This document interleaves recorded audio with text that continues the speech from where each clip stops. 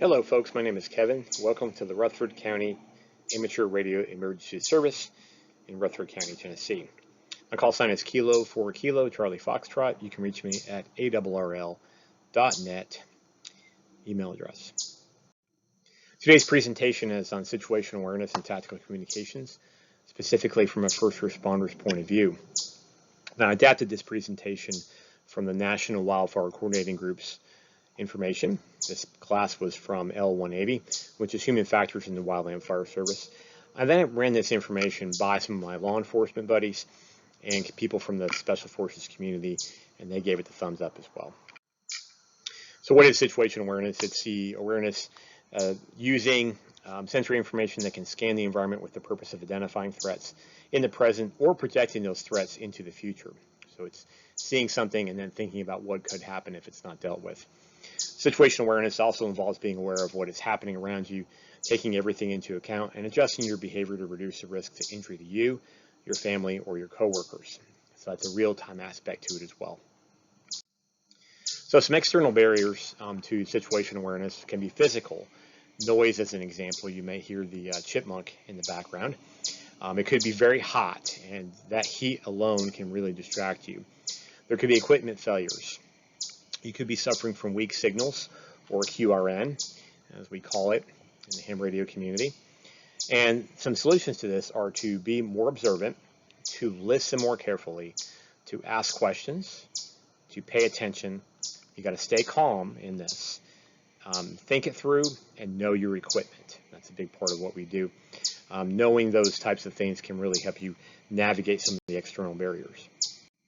Some of the internal barriers are your attention span, your attitude, whether it be positive or negative, and the amount of stress you're bringing to the table. You know, attitude is how you view things. Remember, you want to set the tone, you want to be a leader, so you want the appropriate attitude for that. And so have an attitude that you would expect from your leaders. You want to filter things. That's set by how your attitude is. How do you view different people? You know, as we do nets and as we do radio communication, we may be communicating for the military or police or first responders or other people within that community. We need to understand their mindset. But we also have people out who are going to get on the radio and they act like they know it all. They're going to correct everybody on the radio, and so we have to handle them in a particular way as well.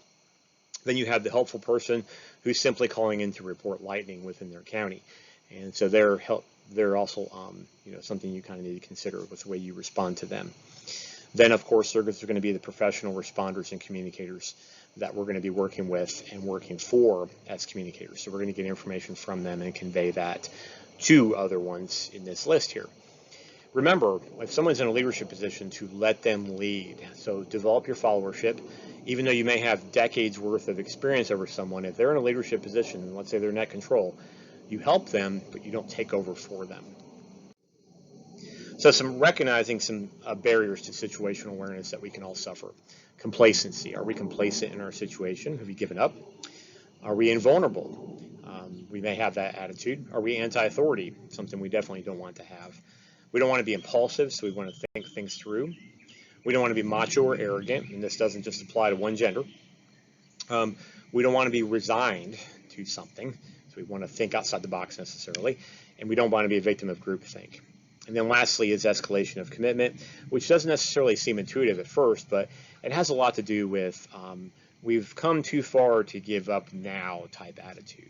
That can put you at real risk when the right course of action here might actually be to retreat and kind of regroup and then rethink things through.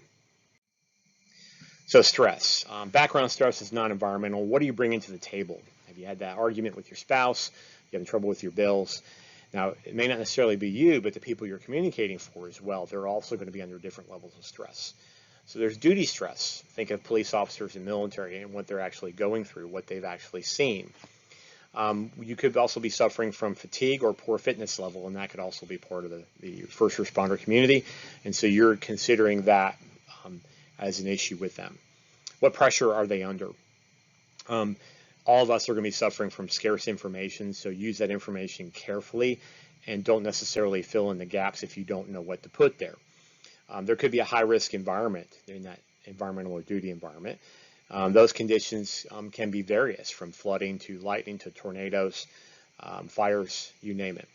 There could be conflict between different first responders or different radio communicators that can affect the way radio communication occurs. And then any previous errors. I know for myself, I've made errors while working, and it's hard to get past those errors sometimes to stop blaming yourself or feeling like you made a mistake or feeling like you were stupid. So previous errors need to be dealt with internally, but you also need to realize that others deal with those as well. It's important to realize with stress that there's an alarm reaction phase, and then there's an eventual resistance to it, or there's resistance to that alarm reaction. If that continues long enough, there's eventual exhaustion. So having good physical fitness, having good preparation helps us go through the first part of this cycle without exhaustion, so we can push that exhaustion off. All right, let's look at tactical communications now that we know what situational awareness is. So with tactically, it's what is communicated, and things like conditions, changes in something, resource requests, equipment deployment, weather, safety zones, or where the Red Cross is, where the first aid tent is, instrument readings, briefings and debriefings, or as we call them, after action reviews. Now this can be applied to law enforcement, military, to wildland fire. Personally, I do wildland fire, volunteer with the state. So, some of the things like safety zones, you could easily replace that with first aid equipment, first aid personnel. Instrument readings, we're always communicating those. We're usually getting them from the National Weather Service, but sometimes we could get them real time when it comes to tornadoes. All right, so let's look at an example of how communications fits in the watch out situations for wildland fire.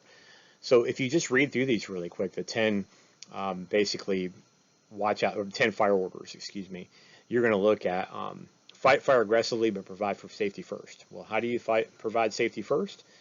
Well, communications is going to do that. Initiate all actions based on current and expected fire behavior. Again, communications is going to play a role there. Recognize current weather conditions and obtain forecasts.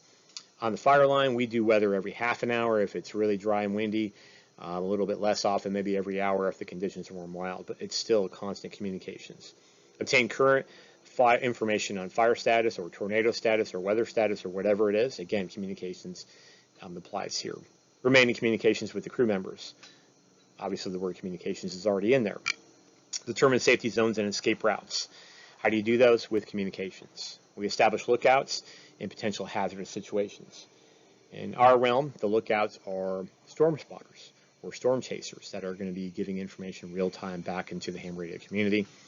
And we retain control at all times. How do we do that? Through communications. We stay alert. We're going to keep calm, think clearly, and act decisively. And to do that, we need communications. So easily, the word communications can be integrated into every one of these 10 fire orders. All right, so we want to balance and mitigate our errors. How do we do that? We want to balance in the sender and receiver. As a sender, look for confirmation that the information shared was accurately received. Now, as radio communicators, we don't have those nonverbals to help us out, so we need to necessarily pay a little bit closer attention. As a receiver, this is how you do it. You repeat the information and get confirmation that it was copied correctly, QSL we might say, and that information was actually copied correctly. So don't be afraid to repeat the information that you're sharing or hearing so that you can actually confirm that it was correctly copied. So some sender errors. Letting the environmental distractions interfere with your message. Personally, I'm on the fire line, I'm talking on my radio, and I'm next to a pump. So I have to step away from it to actually be able to hear, turn the volume up as much as I could. And I was able to let those environmental distractions not necessarily hinder our message. Giving too much information too fast. All this is written down for you. You can write this yourself or go back through it. But when you're on the radio, you need to talk in a more concise, a little bit slower pattern so that people can actually copy a little bit easier. You don't want to omit information. You also don't want to give inane, extraneous information. So you don't want, basically try not to omit, but try not to overdo it either. You want to provide balance. You don't want to provide biased or weighted information. So you want to keep it to the facts where possible. And you don't want to assume the message depends only on words used. So think about the nonverbals that are in there.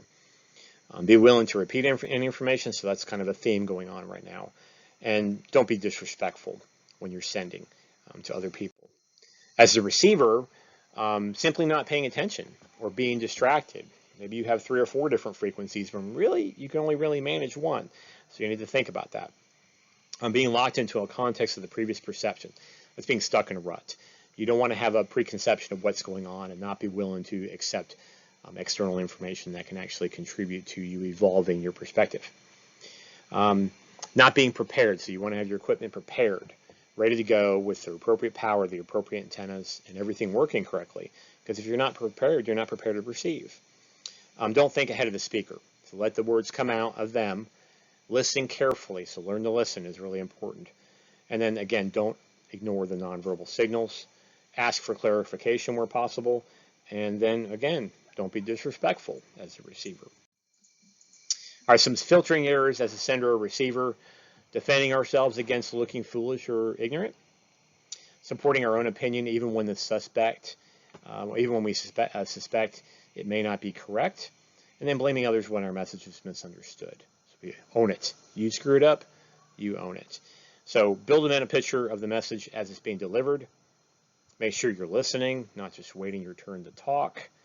Recognize that perceptions and filters affect communications.